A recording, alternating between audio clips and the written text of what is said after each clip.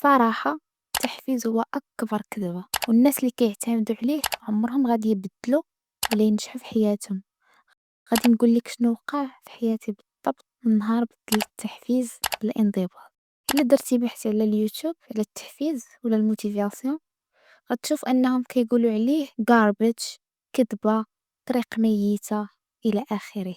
وهذه هي الهضرة ديال بزاف د الخبراء في هذا المجال، بحال ميل روبنز اللي قالت أن You are never going to feel like it. Motivation is garbage. You need to force yourself to do it.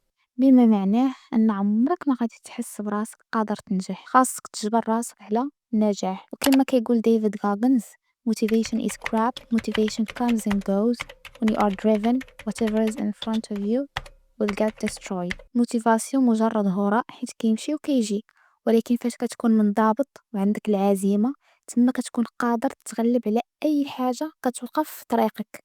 كما كتشوفوا من القناة ديالي أنني جربت بزاف ديال التحديات، بحال تحدي 30 يوم للتغيير وتحدي 75 هارد، وكنت دائما كنبدا بحماس كبير، ولكن كما قلنا أن الموتيفاسيون كتمشي وكتجي. لهذا فاش كيمشي التحفيز والحماس كترجع هيبة لعادتها القديمة اللي متعودة عليها، سكرولين، العجز، الأكل غير صحي. ولكن نهار عرفت واستوعبت، حيت المعرفة أكيد غير كافية، أن التحفيز كيخليك فقط تبدا، هذا هو الدور ديالو، واللي كيخليك تكمل هو العنصر المفقود من حياتي اللي غادي يبدل لي حياتي للأبد وبدون مبالغة.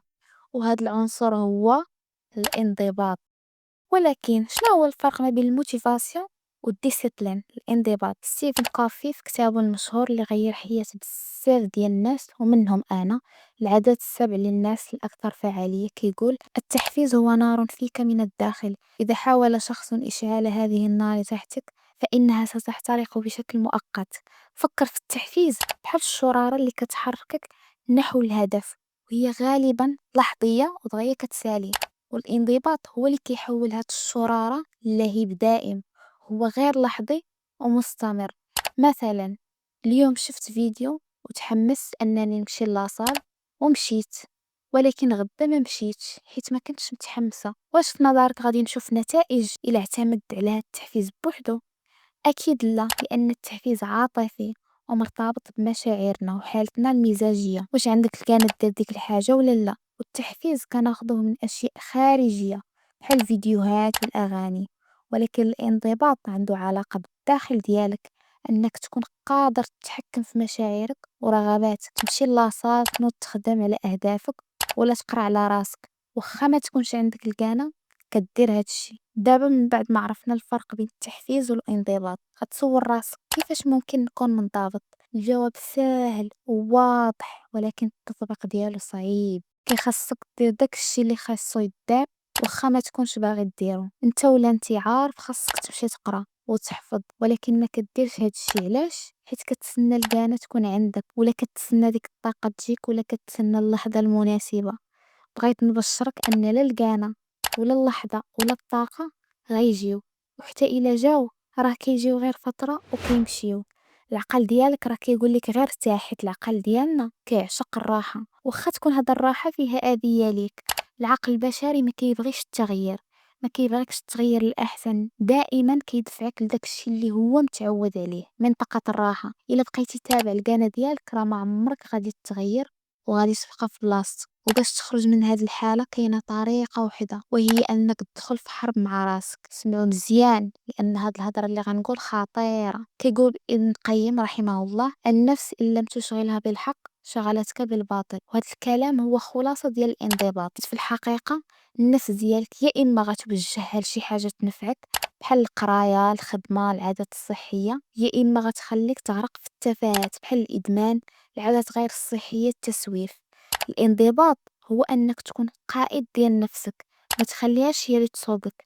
للاسف بزاف الناس وانا كنت منهم كنا كنشوفوا ان الانضباط بحال القيود، ان الشخص اللي كيخدم اكثر منا ولا كيقرا اكثر منا هو عبد وما عندوش الحرية. ولكن في الحقيقة ان هذاك الشخص هو اللي حر ديال بصح، لانه ما متبعش النفس ديالو وكيحاربها كل نهار.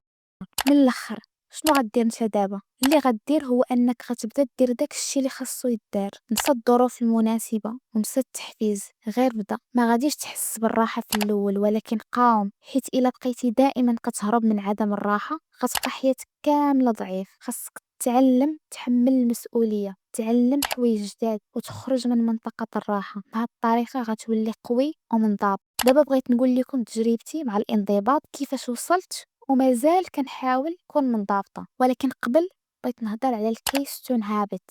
هما واحد العادات اللي صغيورين الا التزمتي بيهم كيغيروا لك حياتك بلا ما تحس وبلا ما تحاول. فواحد الوقيته من حياتي بديت كنمشي للاصال. في الايام الاولى كنت متحمسه وكنت دائما كنمشي، ولكن شويه بديت كنعكس. قررت اني نخلص 6 اشهر باش ما نعكسش وما نضيعش فلوسي، وفعلا نضبط وكنت كنمشي دائما واخا ما تكونش راشقه ليا. فهاديك ال6 اشهر اللي كنت منضبطه على الرياضه كلشي تبدل في حياتي. وليت كنهتم بالماكله ديالي، كنتجنب ماكلة الزنقه، واظبت على صلاتي، وليت كنفيق بكري وكنعس في الوقت. ولي اول مره في حياتي بديت كنخدم على واحد الهدف كنت شحال هادي باغا نوصل ليه. وتخيلوا هادشي كامل وقع بلا ما نخطط ليه، فقط انني كنت منضبطه على الرياضه وتبدلوا بزاف د الحوايج بلا ما نحاول. هادشي علاش ركز على عاده صغيره دخلها الحياة، بحال مثلا الرياضه ولا الصلاه، التدوين، التامل الى اخره. راه ممكن عاده صغيره تخليك تلتزم بعادات كبيره. الكيستون هابت بحال ديك قطعه الدومينو اللي كتاثر على باقي القطع. انت ما محتاج تغير حياتك كامله، غير عاده صغيره وحده ركز عليها وغادي تاثر على حياتك. في الاخير خصنا نكونوا لطيفين مع راسنا. الانضباط ماشي هو تكون قاسي على نفسك ولا تكرهها الا غلطتي. راه حتى الطريق نحو التغيير فيها صعود وهبوط، فيها ايام كتكون قوي، ايام كتحس بالتعب. المهم ما توقفش، كل خطوه صغيره كديرها راه كتحسب. دير اللي تقدر عليه اليوم وغدا دير شويه اكثر. وما تنساش الهدف ماشي هو الكمال، الهدف هو تقدم.